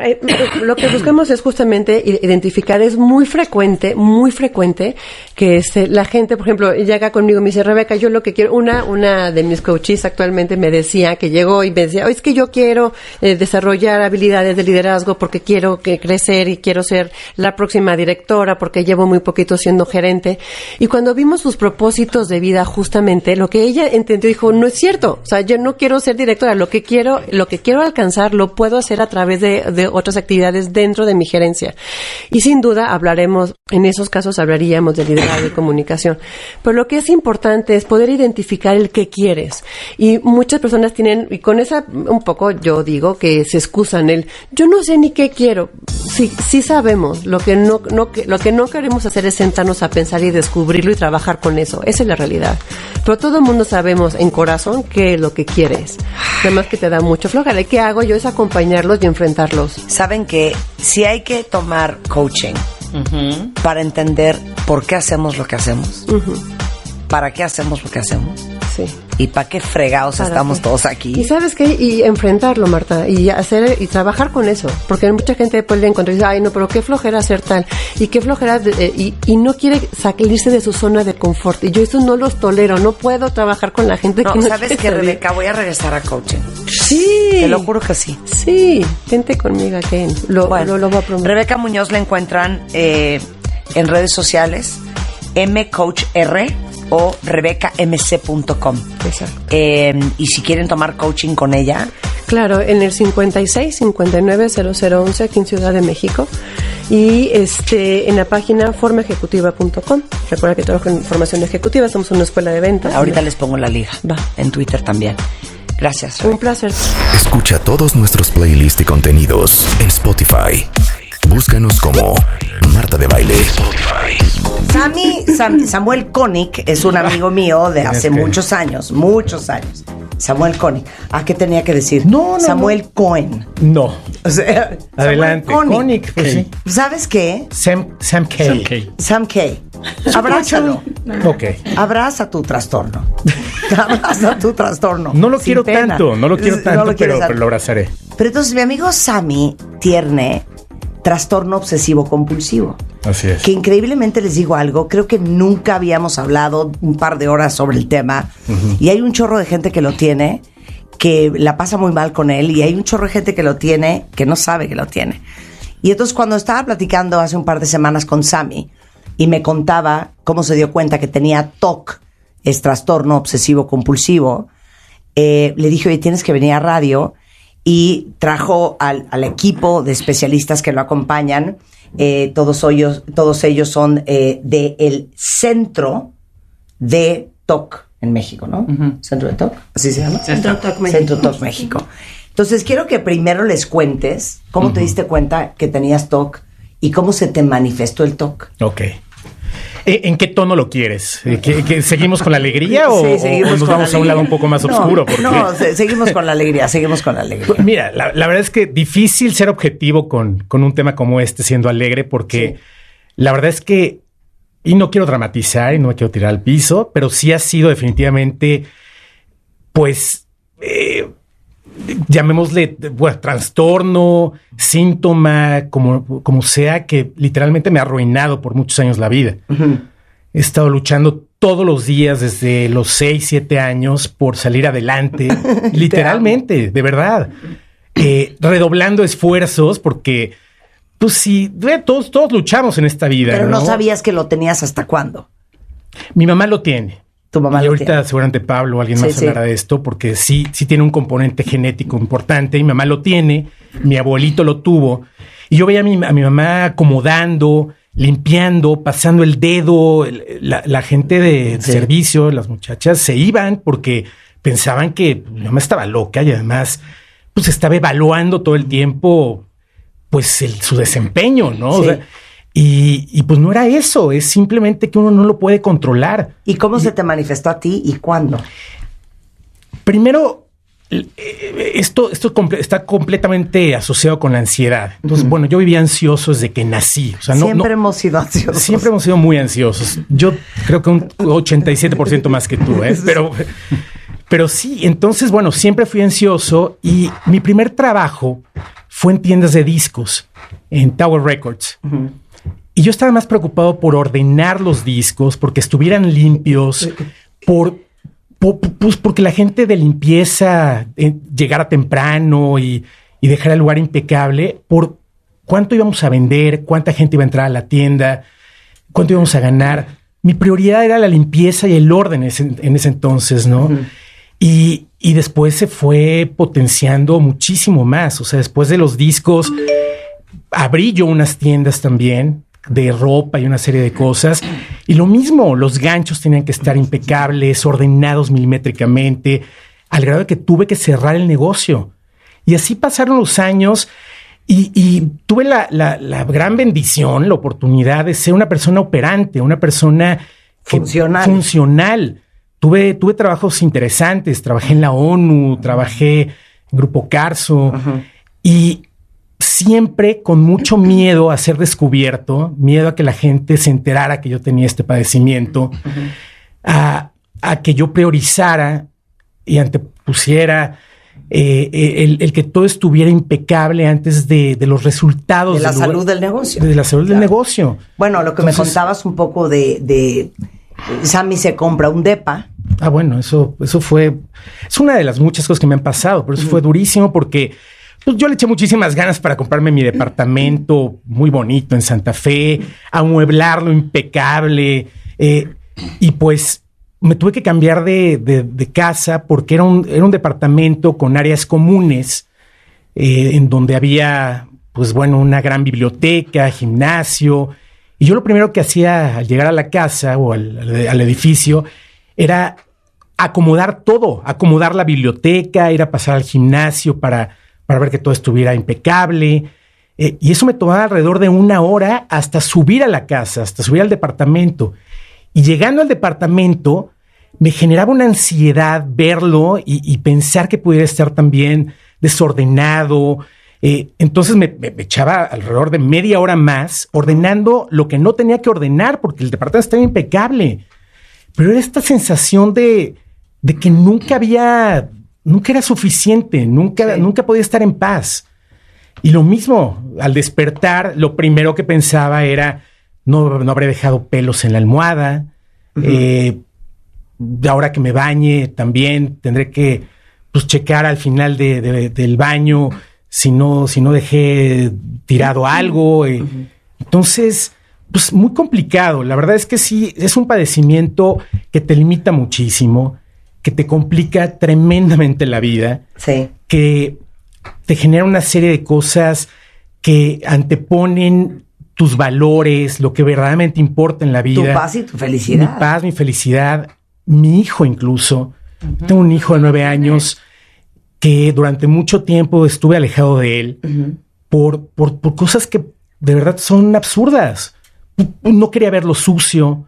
No quería ver jugar fútbol porque sabía que al final iba a estar todo lleno de pasto y que podía llegar a la casa y ensuciarla. Pues mi hijo no vive en México, pues tiene 9 años y me cuesta trabajo viajar a verlo a Miami porque el lugar donde vive también de pronto está desordenado y me preocupa llegar a verlo en un lugar en el que no está como yo quisiera que estuviera, ¿no? Sí. A pesar de que es el amor de mi vida y es lo más importante que tengo. Eso insisto, muchas cosas más. Me divorcié por esto. Uh-huh. O sea, mi pareja no aguantó el que estuviera también todo el tiempo ahí, pues... Obsesionado con el orden. Ahora, quiero que aclaremos una cosa y no sé quién me lo va a contestar porque está Cecilia Rodríguez, que es psicóloga clínica, experta en técnicas especializadas en estrés postraumático, en trastorno obsesivo compulsivo, en ansiedad, en terapia cognitivo-conductual. Está Cintia Barrera, terapeuta cognitivo-conductual, que es subdirectora clínica de TOC México, entrenada por la Fundación Internacional de TOC, el Behavior Therapy Training Institute en Nashville, Tennessee. Está con nosotros también Tania Pérez, que es fundadora y directora del Centro TOC México, que es psicóloga entrenada por el Hospital General de Massachusetts y la Fundación Internacional de TOC en Boston y la Escuela de Harvard. Y está también con nosotros Pablo León, que es psiquiatra, neuropsiquiatra y miembro del Sistema Nacional de Investigadores y jefe del Laboratorio de Psiquiatría Experimental del Instituto Nacional de Neurología y Neurocirugía. Y lo increíble es que en México hay el 70% de los mexicanos que padecen el trastorno de TOC ni siquiera lo sabe. Y pensemos así, en un salón de clases a nivel secundaria, de 38 personas, por lo menos una tiene TOC. Y es el 4º trastorno con mayor demanda en los servicios psiquiátricos. Y normalmente las personas tardan en promedio entre 7 y 14 años en buscar ayuda. Entonces voy a empezar contigo, Cecilia. Explícale a todos qué es el TOC. Bueno, el TOC, como Sammy ya nos abrevió, que es un trastorno muy incapacitante, ¿no? Genera un gran malestar y afecta de manera significativa la vida de las personas que lo padecen. O sea, interfiere en su área tanto escolar, laboral, familiar, de vínculos, discapacitándolo a un grado que lo va como comprimiendo su vida, ¿no? Uh-huh. Aquí es importante reconocer que el TOC tiene 2 elementos claves. Okay. Por un lado son las obsesiones y las compulsiones. ¿Que son 2 cosas diferentes? Son 2 cosas diferentes. Es el trastorno obsesivo compulsivo. Uh-huh. Entonces están las obsesiones y luego las compulsiones. Okay. Las obsesiones, ¿qué son? Son todos estos pensamientos, imágenes, sensaciones repetitivas, intrusivos, involuntarios, que generan un gran malestar en las personas. Son egodistónicas, esto que quiere decir que van en contra de los valores de la persona y por eso generan mucho malestar. A ver, dame ejemplos de las obsesiones. Por ejemplo, ahorita un poco que hablamos de contaminación y como bien decías, hay muchos contenidos. El miedo a ser contaminado por tocar algún objeto que quizás alguien ya tocó. O por ejemplo, yo de camino aquí, ¿qué tal que me pinchó una aguja y puedo tener SIDA, ¿no? O miedo de salir de casa y que no apague quizás la llave de la estufa o del gas, o no cerré bien mi puerta, imágenes de hacerle daño yo a algún familiar o a un ser querido, o a mí mismo. Hay imágenes de abuso sexual, pensamientos, por ejemplo, de perder el control en algún lugar público en donde, pues igual grito o hago una grosería, insulto o empujo a alguien. Así como hay de acumulación, de orden, de limpieza, hay muchos contenidos de religiosidad, escrupulosidad, etcétera. O sea, a ver, y ayúdenos todos los demás con ejemplos que puedan conectar la gente. Exacto. Y decir, ¿será tú? Yo soy muy obsesiva con la limpieza. No sé si soy compulsiva, pero más bien obsesiva. Es mi obsesión que las cosas estén en orden, limpias, impecables, por colores. Pero eso es una obsesión, no una compulsión. Pues, dame otros ejemplos de obsesiones. Por ejemplo, en este ejemplo que pones tú, más que una obsesión como tal, es algo que disfrutas, o sea, es algo que te da placer, que te gusta, que está padre. Entonces, por esa razón, no entraría como en esta categoría de obsesiones, porque como decía Ceci, las obsesiones son súper intrusivas, generan mucho malestar y son totalmente involuntarias. Es algo que yo no quiero pensar. Ahorita que decía Ceci como el tema egodistónico, ¿no? Como hay veces que hay personas, por ejemplo, que, no sé, pueden ir a lo mejor manejando, ¿no? Sí. Y de pronto les viene la imagen de qué tal que atropello a los peatones, ¿no? Y es algo que yo ni de broma quiero hacer, no va con mis valores, pero en ese momento se siente tan real, genera muchísima ansiedad, que entonces empiezo a lo mejor a optar por evitar manejar, empiezo a hacer rituales que ahorita Ceci nos va a comentar un poquito más en relación a las compulsiones, ¿no? ¿Qué hago? Pero eso es egodistónico, ¿no? Que va en contra de mis valores o de por lo eso, que yo quiero entonces, hacer. ¿cuál es un gusto muy arraigado a diferencia de una obsesión? Porque me dicen, no, Marta, ¿a ti te fascina que todo esté limpio? Obviamente no permito una lata sin un calcetín en una mesa. No sé si eso es una obsesión o un gusto. Pero ¿cómo sabes qué es una obsesión para ti y qué es un gusto? Es que pueden ser, por ejemplo, acciones y comportamientos que tenemos todas las personas, pero aquí la gran diferencia es lo que genera es lo inhabilitante que puede llegar a ser. Lo inhabilitante, por ejemplo. Prefiero no invitar a nadie a mi casa porque van a desordenar todo. Sí, exacto. Totalmente. ¿No? Ya no invitas a nadie. Es el malestar. El malestar es la clave. O sea, porque una cosa es tener una personalidad obsesiva, que necesito orden, necesito que todo esté limpio, etcétera. Y otra muy diferente es el malestar que genera. El malestar que genera. O sea, si esto no está ordenado de alguna forma, me genera un malestar que no puedo tolerar. O sea, a mí me fascina que las sábanas estén planchadas impecables. Si posible, almidonadas. Ok. Pero llego, me meto a la cama, me acuesto, doy vueltas y no me importa que se arruguen. Inhabilitante sería, no te fascina que planches las sábanas, pero no te quieres acostar porque se pueden arrugar. Exactamente. O no puedes dormir porque ya le viste una arruga y no puedes dormir. Okay. Y es quitarle el me fascina. O sea, es más bien me genera mucha ansiedad, me genera mucha incomodidad, me genera hasta me puede dar un ataque de pánico, me puede generar culpa, asco, vergüenza. O sea, la emoción es incómoda. No es placentera. No es placentera. Ok. Esas son las obsesiones. Y luego las compulsiones, sí. Para retomar esta parte, como decía Tania, que genera muchas emociones incómodas, estas ansiedad, asco, angustia, pero excesivamente. Y aquí surge una necesidad muy fuerte de la persona de deshacerse de ellas por lo molesta e incómodas que son, ¿no? Entonces aquí surgen las compulsiones, que son todas estas conductas o comportamientos que el paciente hace para minimizar, neutralizar, deshacerse, incluso pueden llegar a desaparecer, pero momentáneamente, estos síntomas, estas emociones que son una respuesta de las obsesiones. ¿Ves cómo está ligado aquí? Sí. ¿No? Que está la obsesión que me genera estas emociones y luego vienen estas respuestas a mis obsesiones, que son todas estas conductas que yo ya hago, por ejemplo, tú dices con mis sábanas. No voy a meter ni de chiste, la evitación es otra conducta compulsiva. Evitar, ya no voy a un lugar social porque me genera mucha ansiedad. O evitar cualquier situación en donde me va a generar ansiedad o malestar, el paciente deja de asistir o de hacer lo que le gusta. Y entonces lo va aislando y lo va separando y lo va comprimiendo. No disfrutaba el viaje a Disneylandia con mi hijo porque no daba yo crédito que el niño estaba lleno de helado en la camiseta. Sí. ¿No? Exacto. Sí, un viaje planeado durante años. Sí. Emoción, mi hijo chiquito. Y lejos de estar pensando en lo más importante, que era disfrutar con él, se ensucia durante el vuelo.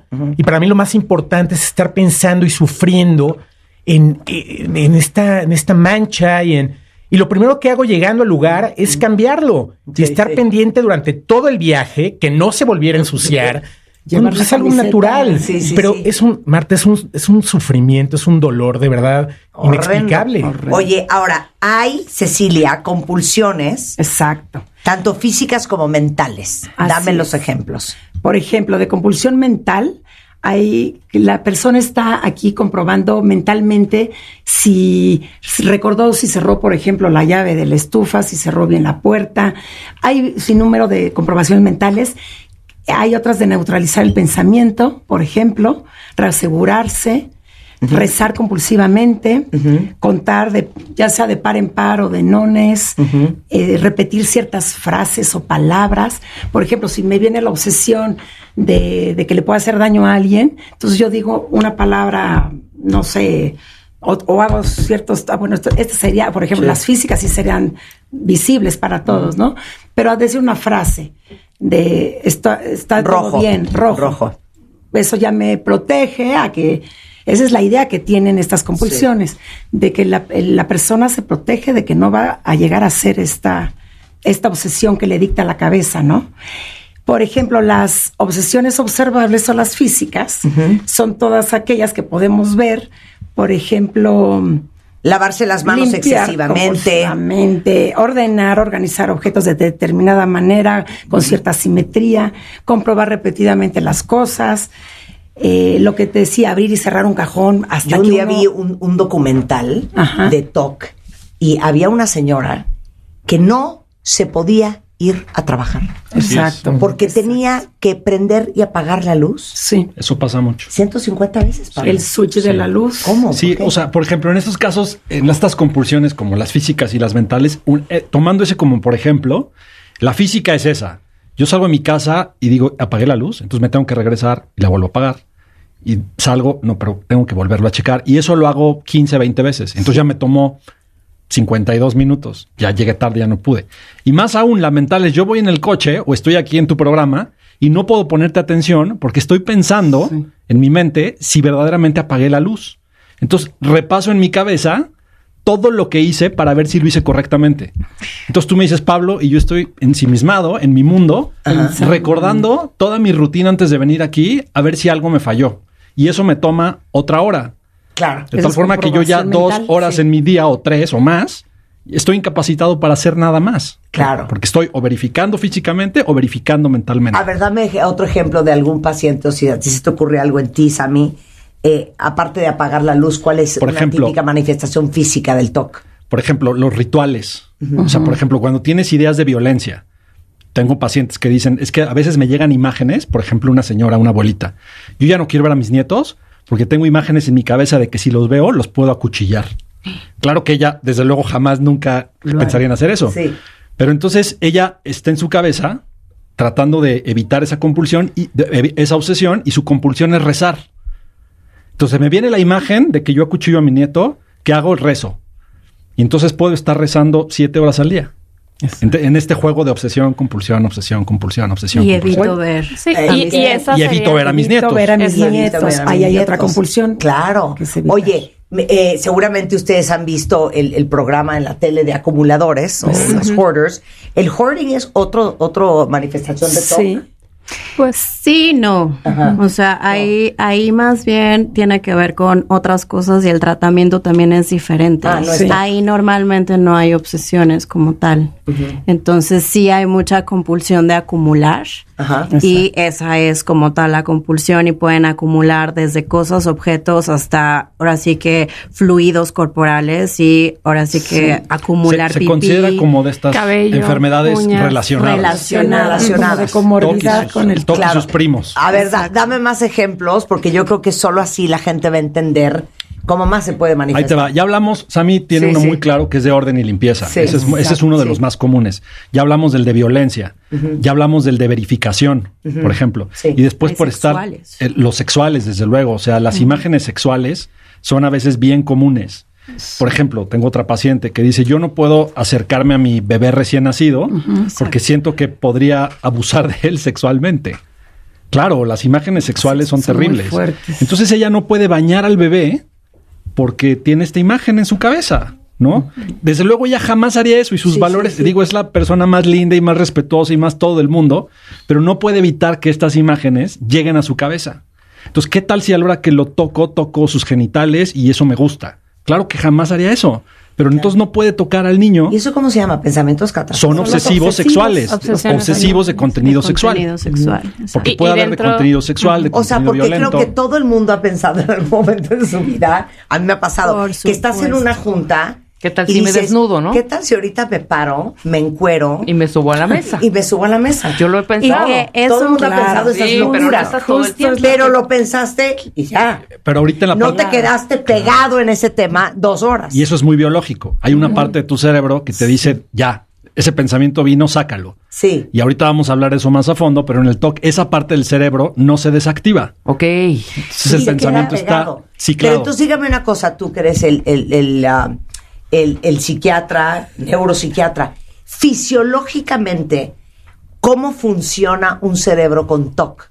Ok, me adelanto a eso porque está la parte de aprendizaje y después está la parte química. Exacto. En pocas palabras, y ojo, preámbulo de 30 segundos. El TOC creo que es la mejor enfermedad para hablar de enfermedad mental, porque en el TOC conocemos muy bien el mecanismo. O sea, sabemos qué parte del cerebro se enciende, se apaga, etcétera. Pero lo mismo pasa en todas las demás. Depresión, ansiedad. Entonces las cosas no pasan en el éter, ¿no? Sí, o sea, las enfermedades mentales tienen razones biológicas. En el TOC lo entendemos muy bien, en otras no, pero no significa que no existe. Cierro preámbulo. ¿Qué pasa en el TOC? Ok, básicamente, el cerebro funciona como en módulos. O sea, hay partes del cerebro que escuchan, que oyen, que ven, etcétera, etcétera, ¿no? En el TOC hay una parte del cerebro que lo que tú dices, que en todos los seres vivos te invita como a verificar ciertas cosas. O sea, todos los animalitos, los perros, has visto que dan vueltas en su camita antes de acostarse. Están como verificando. Pero ya, después acaban de verificar y se acuestan. Los seres humanos también. ¿Cerré la puerta? Sí, la cerré la puerta. Entonces, una parte de tu cerebro te dice, oye, ¿cerraste la puerta? Y ese le manda una señal a otra parte del cerebro que dice, sí, la cerraste. Fin de la historia. En el TOC, una parte del cerebro que no se desactiva, que el nombre técnico es orbitofrontal, corteza orbitofrontal X, en la parte de adelante del cerebro, nunca se desactiva.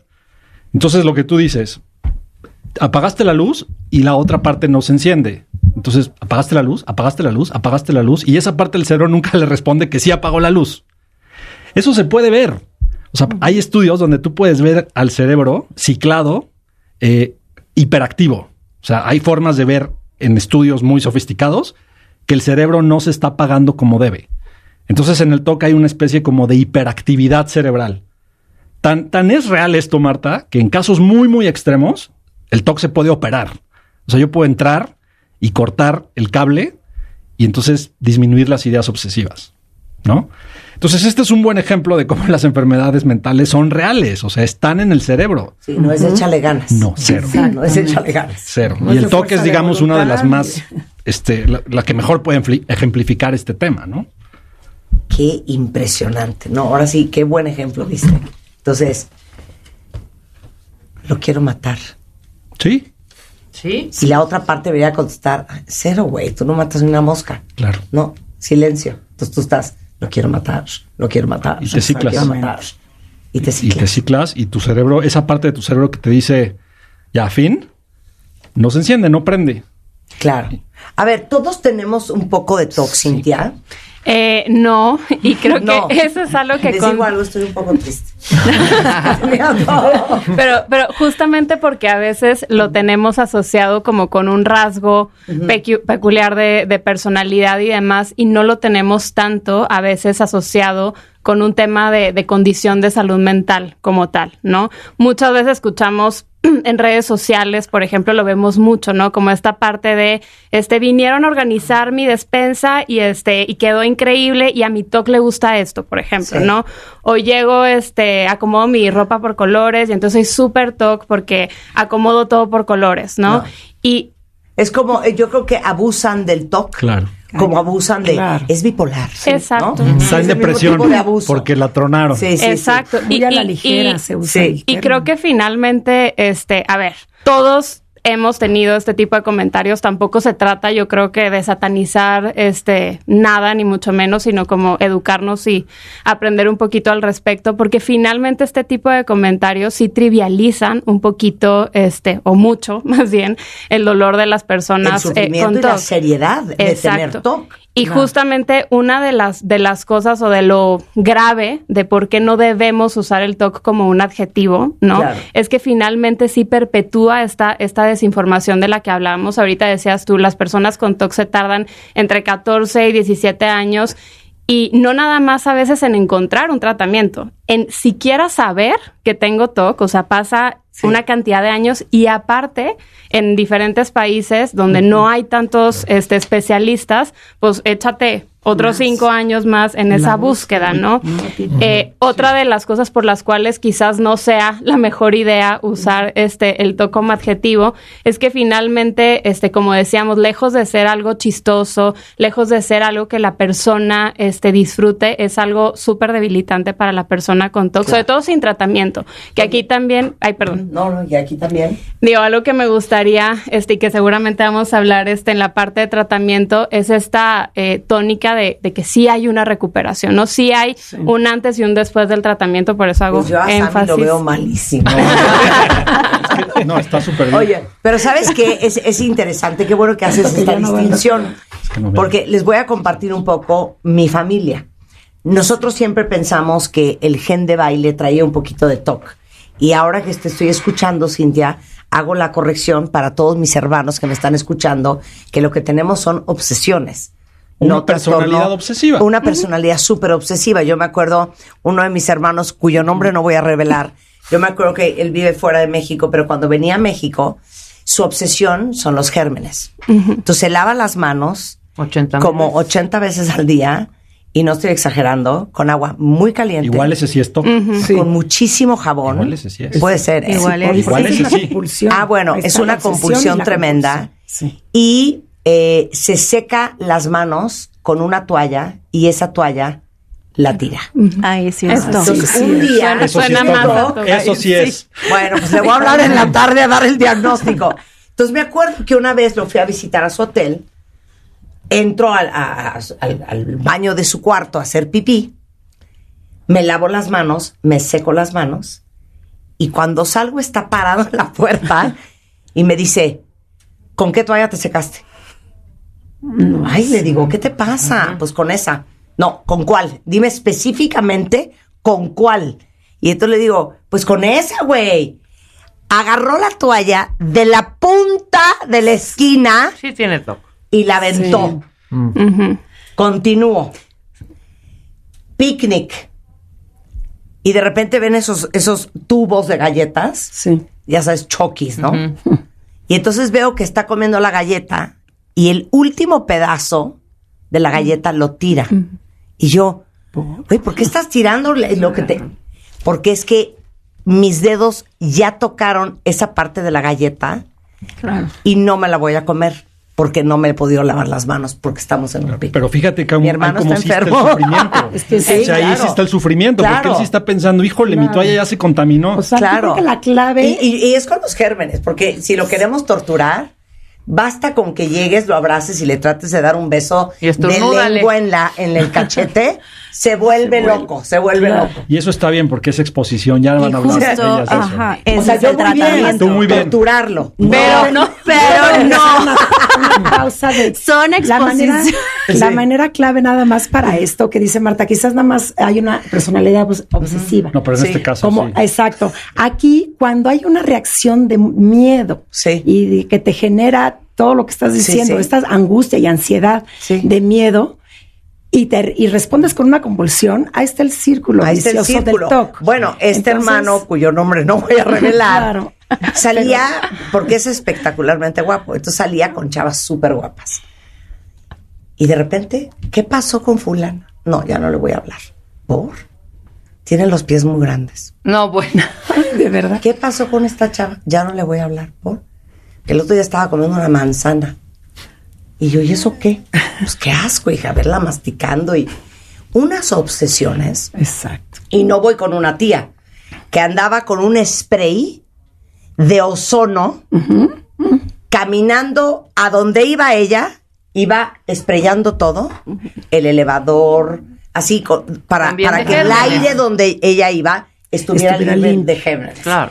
Adelante, continúo. Esa misma tía, también de baile, cuando se bañaba, tenía una toalla para los pies, una toalla para la cola, una toalla para las axilas, otra para la cara y otra para el resto del cuerpo. Y eso le tomaba 3 horas para secarse. 100%. Y ahí está el tema. Tú acabas de dar varios ejemplos de compulsiones. Sí, claro. Pero ahí, por ejemplo, en el tema del baño, o sea, muchas veces se avientan 4 o 6 rollos de papel de baño para limpiarse y pararse, o sea, y realmente se lastiman los genitales, se tardan mucho bañándose y realmente es tallarse hasta lastimarse como tal, o sea, hay muchas cosas ahí de limpieza que no nada más es como la limpieza que conocemos o que a veces como puede ser tuya, un poco excesiva. Claro, pero realmente... entonces, dame la definición exacta de lo que es TOC, el círculo del cual hablabas tú, Ceci, y lo que es tener una personalidad obsesiva. Y yo creo que aquí nos iríamos todavía como a diferenciar entre 3 cosas, ¿no? Para que sea TOC como trastorno mental, como lo estamos platicando aquí, es importante que tengamos, como decía Ceci, la presencia de obsesiones, la presencia de compulsiones y que de alguna forma esto esté interfiriendo con mi vida, ¿no? Con mi funcionamiento general, con mi familia y demás, ¿no? Obviamente es importante que un terapeuta o que un experto haga una evaluación como muy, muy puntual para poder determinar si realmente es TOC o no. También tenemos TOC-P, o sea, como en el escenario, por así decirlo, y la diferencia aquí es que no hay como tal una presencia de obsesiones, ¿no?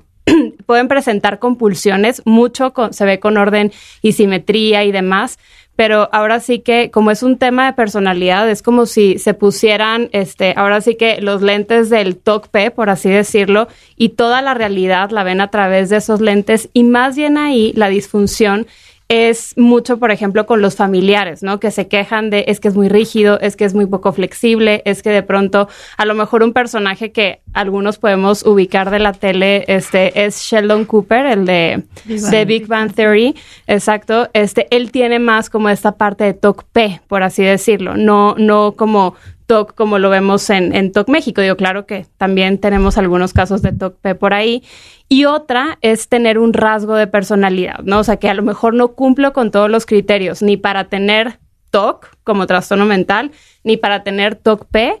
Y realmente es algo que disfruto, es algo que me hace, incluso en algunas ocasiones, hasta ser más eficiente, más rápido, ¿no? Entonces, esa sería como una de las principales diferencias, ¿no? Nosotros, por ejemplo, cuando nos llega una persona a evaluación, una de las primeras cosas que le preguntamos, por ejemplo, es, ¿tienes pensamientos, ideas, imágenes, alguna sensación, algún impulso que sea involuntario, que tú no quieres experimentar, pero que cuando llega a tu mente te genera mucha ansiedad, mucho miedo, mucha culpa, asco o repulsión? Y si te empieza, ok, check, ¿no? Y digo, obviamente vamos a ir preguntando un poquito más, ¿no? Las otras 2 preguntas a las que tengo acá. Exacto. ¿Respondes a esta experiencia con conductas de evitación, con algún ritual físico, algún ritual mental para prevenir que algo malo suceda? Si te dice que sí, check, ¿no? Ya está la parte de compulsiva, que obviamente tenemos que preguntar si son compulsiones físicas, si son mentales, si son de evitación. Y si esto interrumpe de alguna forma tu funcionamiento, tu relación con los demás, con la chamba, tu relación incluso contigo mismo, ¿no? Con esto que platicaban de las obsesiones que son egoistónicas, de pronto, o sea, te hace dudar de la persona quien tú eres, ¿no? Entonces es súper importante tener eso ahora sí que en el radar para diferenciar. Yo tengo una historia de chiquita. Siempre que pasaba una ambulancia me persignaba, pero por herencia de una amiguita. Pasaba cualquiera, no, por quién sabe quién vaya ahí, pero nos persigna. Entonces pasaba y yo ya era automático la persinada. Estaba yo acostada a los 13 años en mi cama y de pronto escucho una ambulancia. Y dije, ya está mi papá acá, ya está mi mamá acá, ya está mi hermanita acá, me voy a dormir y no me persigno. A la media hora suena el teléfono. Se había muerto mi abuela paterna. Y eso me traumó toda la vida. ¿Me explico? Sí. Entonces dije, no me persigné y se murió mi abuela paterna. Bueno, me quedó esa obsesión que creo que no llegó tanto a compulsión, pero mucho tiempo. De pronto, si ahorita yo pero escucho... Eso es una obsesión. ¿Aún lo haces todavía? Pero de pronto escucho la patrulla, la ambulancia, y es más, hasta si estoy con gente, hasta hago así. Como si me estuviera yo sobando, porque me da pena. Exacto. Pero exacto, esa es una obsesión, como un aprendizaje, pero no es suficiente para que se desarrolle el trastorno. Claro. Y es que para que se desarrolle el trastorno, tiene que haber susceptibilidad biológica, genética. O sea, el TOC no es algo que, desde mi punto de vista, que se contagia, se aprende, se hace. Naces con esto. Hay una condición. O sea, estos estudios dicen 70% de heredabilidad. ¿Qué significa eso? Lo hacen en gemelos. ¿Qué chance hay de que si un gemelo idéntico tiene la enfermedad, el otro también la tenga? Y eso 70%. Claro. Entonces dices... ¿Y el TOC es heredado o se lo copiaste a tus papás? No, sí se hereda pensando en que te transmiten esos genes que te hacen susceptible a ti a tenerlo. Porque además, como dice Samuel, esto empieza desde bien chiquito. Y pues ahí... ¿Y de chiquito cómo se nota? No es inmediato y chiquito. Tampoco estamos hablando de bebé, por supuesto, ¿no? Pero... Yo a los 7, 8 años ya por supuesto, ya me daba cuenta de que acomodaba, que limpiaba. Ya tenía, pues, unos ataques de ansiedad importantes. Ya no fluía, ya no operaba correctamente. Claro. Y a ver, ¿toda la gente que tiene TOC tiene ansiedad? Sí. O sea, es una característica del TOC. Pero no toda la gente ansiosa tiene TOC. No. Exactamente. No al revés, pero sí son dos cosas que se traslapan un montón. O sea, si yo tengo TOC, la probabilidad de que tenga ansiedad es casi del 100%, porque esa es una característica del TOC, que me da muchísima ansiedad. Pero además también puedo tener, si tengo TOC, puedo tener también depresión, puedo tener problemas de la alimentación. O sea, muchas de estas enfermedades, incluso enfermedades del espectro autista, o sea, son enfermedades que se traslapan. Mucha gente te dice, oye, pero es que en mi familia no hay nadie con TOC. Pero sí hay pero todos tienen ansiedad. Entonces, esa genética es la que en ti se manifestó como TOC, por así decirlo. Aunque no haya TOC, porque eso también es común, ¿no? Nadie en mi familia tiene TOC. Sí, pero todos son ansiosos, ¿no? Claro. O a veces también te dicen, bueno, yo no tengo ansiedad. Entonces, ahí puede haber ansiedad o no, porque a veces te pueden decir, me da asco. O sea, pensar en ciertas cosas me dan mucho asco y no necesariamente es ansiedad. O me genera mucha vergüenza, o me genera mucho miedo, o me genera mucha incomodidad en sí. Entonces, tiene que ver también, o sea, sí hay ansiedad, por supuesto, pero también puede ser como otra emoción por ahí. Oye, Tania, ¿y por qué fundaste el Centro TOC? ¿Tenías TOC? No. Entonces... un poco. No, porque ahí vamos a caer en el mismo mito. Sí. Pero yo estudié un rato en Estados Unidos y ahí empecé realmente como a ver a puras personas que padecían de TOC. Yo estuve un rato en el consulado de Austin y me llegaban muchos con, ahora sí que pánico, ataques de pánico, etcétera, y estaba viendo intervención en crisis con ellos. Eran puros migrantes. Y ahí empecé a ver que había muchas personas que sus síntomas eran de TOC, porque finalmente algo que sí sabemos con el TOC es que se va al contenido que más te importa en ese momento. Si yo soy mamá, por ejemplo, es muy factible que el contenido de las obsesiones se vaya a temas, por ejemplo, con mi hijo. Sí, en ese momento con migrantes, pues obviamente tenían todo este tema de que no tenían papeles, no tenían visa, y los que iban tenían como todas estas compulsiones de revisión, sobre todo. O sea, de que si me voy de mi casa y no cierro la llave o dejo la estufa abierta, pues viene la migra y me regresa. Entonces era mucho de ver justamente que lo que estaba sucediendo ahí no era una intervención en crisis, era más bien que se estaba empezando a manifestar el TOC, y de ahí fue cuando me empecé a meter a todo eso y vi que en México no había nada. O sea, no había nada de realmente como un diagnóstico y un tratamiento adecuado, porque tratamientos hay muchísimo, pero la mayoría nada más no funciona para el TOC. Ya, pues felicidades. Gracias. Felicidades por lo que estás haciendo. Ahora, es muy duro, y les decía al principio que el 70% de la gente que tiene TOC no lo sabe. Y escribe Maricruz y dice, es bien triste cuando diagnostican a un familiar con TOC. En mi caso fue mi hijo. Y sin saber, que lo que tenía era TOC, yo lo regañaba todo el santo día cuando tenía compulsiones. Claro. Sí. Gracias a Dios estuvo en tratamiento y ha mejorado muchísimo.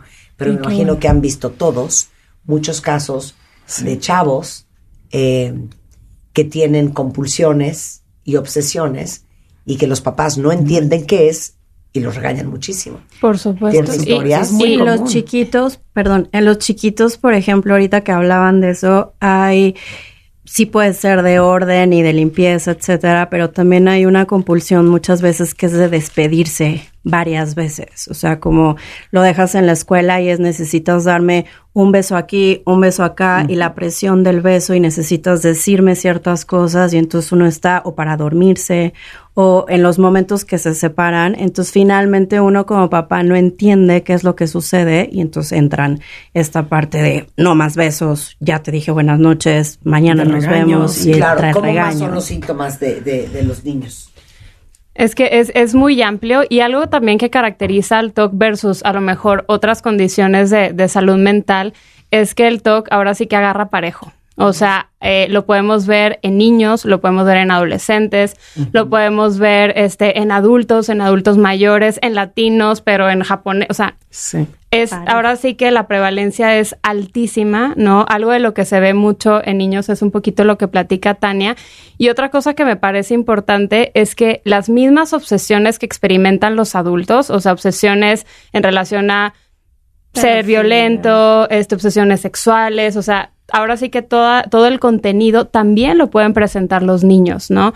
Entonces, finalmente, a veces los papás también se espantan, ¿no? Porque dicen, oye, es que mi niña me dice que por favor le cierre la habitación con llave porque dice que tiene la idea de que quizás en la noche va a agarrar un cuchillo y nos va a ir a cuchillar, ¿no? Entonces, obviamente, para la familia también hay un desequilibrio, por eso es tan importante que pues se acerquen a pedir un apoyo, porque no es fácil, la realidad es que es complejo, pero pues claro que hay mucha mejoría con el tratamiento, ¿no?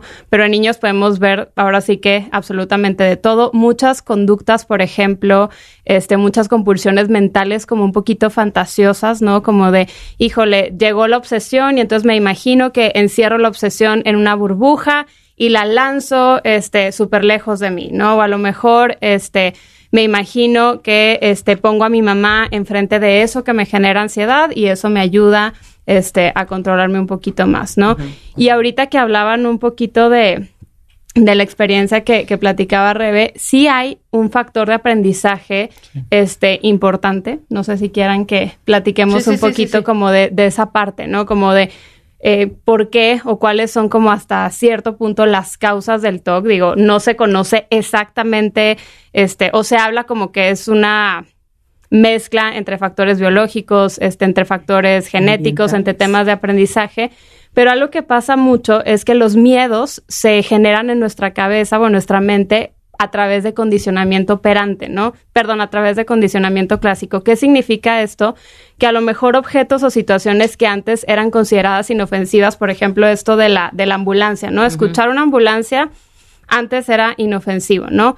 Pero luego sucede algún evento, ¿no? Que me genera mucha ansiedad, que me asusta, que activa mi amígdala, que activa ciertas partes del cerebro, y entonces finalmente empiezo como a responder, ¿no? Y empiezo a asociar que eso puede ser peligroso, claro, ¿no?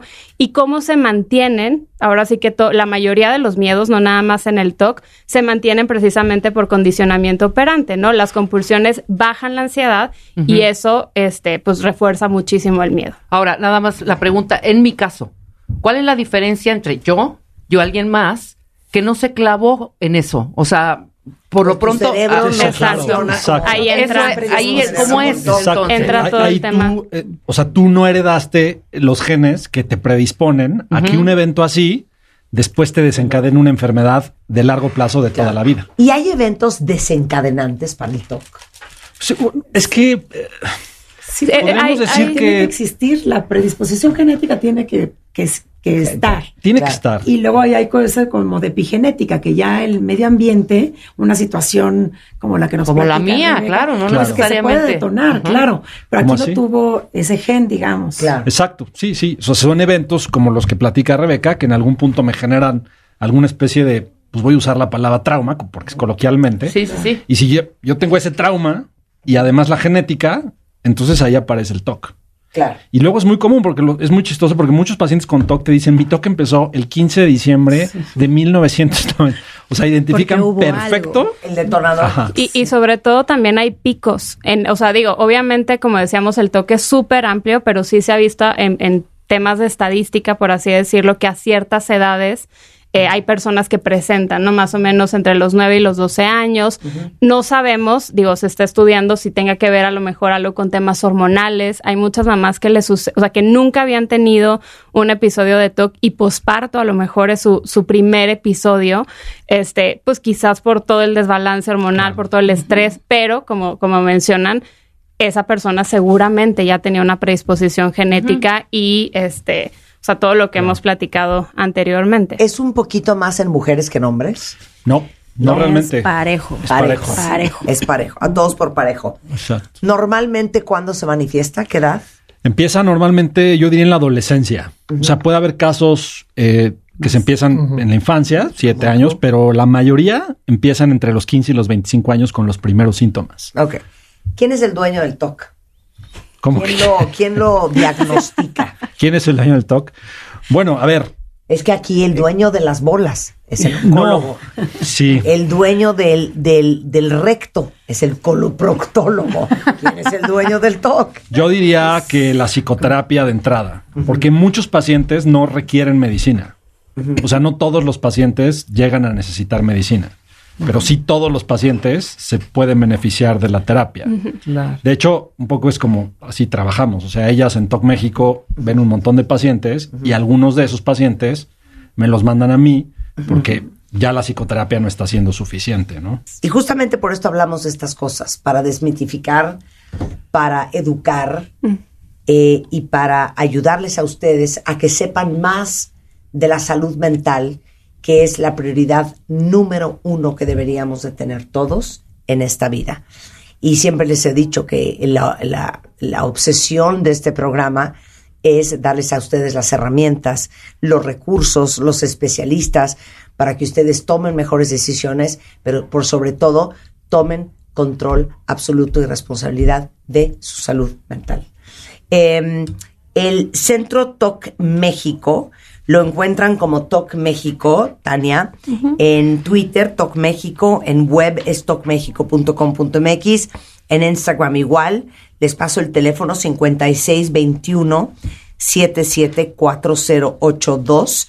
Ahorita en Twitter voy a poner el Twitter tanto de Tania, como de Cintia, como de Cecilia, como de Pablo, pero Pablo León es neuropsiquiatra y psiquiatra en psiquiatrialrs.com. Psiquiatrialrs.com. Igualmente en Twitter, Psiquiatría LRS, y en Instagram, Psiquiatría LRS. Oye, no tengo TOC, pero una dislexia, no es cierto. Cintia Barrera es parte del equipo de la clínica TOC México, es subdirectora y es terapeuta cognitivo-conductual. Y Cecilia Rodríguez la encuentra como psic.ceciro, psic.ceciro o ceci.gra@hotmail.com. Les pongo ahorita los datos y los subimos igualmente a martadebaile.com. Pero Cecilia Rodríguez es psicóloga clínica y es especialista en terapia cognitivo-conductual, trastorno obsesivo-compulsivo y trastornos de ansiedad. Muchas gracias. A todos. Gracias. Mil gracias. No, hombre, muchas gracias. Nosotros estamos de regreso el lunes en punto de las 10. Feliz fin de semana y no se vayan mucho más en W Radio. Marta de Baile 2023. Marta en W Radio. De Baile 96.9. Estamos donde estés.